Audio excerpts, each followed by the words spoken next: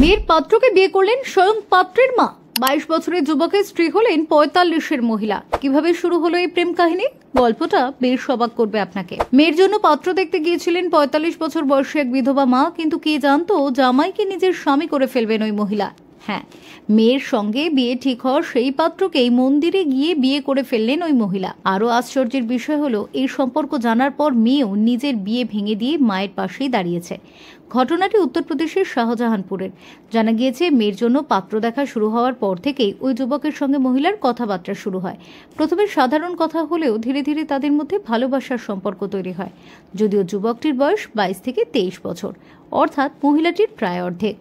স্থানীয় সূত্রে খবর, বছর 3 আগে ওই মহিলার স্বামী মারা যান। তখন থেকেই তিনি তার শ্বশুরবাড়িতে 4 সন্তান অর্থাৎ 3 ছেলে ও 1 মেয়েকে নিয়ে থাকতেন।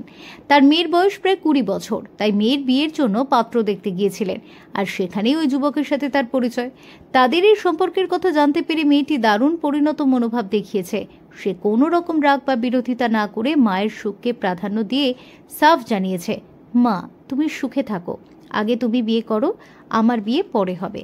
মেয়ে এবং যুবকের পরিবারের সম্মতিতে দিন কয়েক আগে শাহজাহানপুরের একটি মন্দিরে দুজনে মালা বদল এবং সিঁদুর দান করে বিয়ে করেন।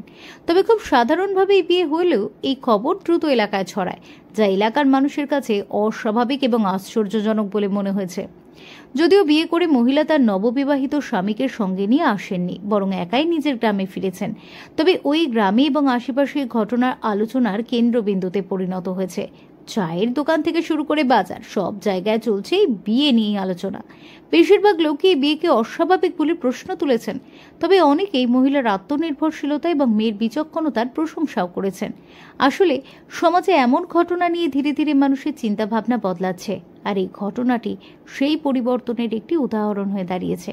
বলা ভালো, এই ঘটনা শুধু ভালোবাসার শক্তিকেই তুলে ধরে না, বরং এটি প্রমাণ করে যে পরিবারের সমর্থন থাকলে সামাজিক প্রথাও ভাঙা সম্ভব। Bureau report, talk to time.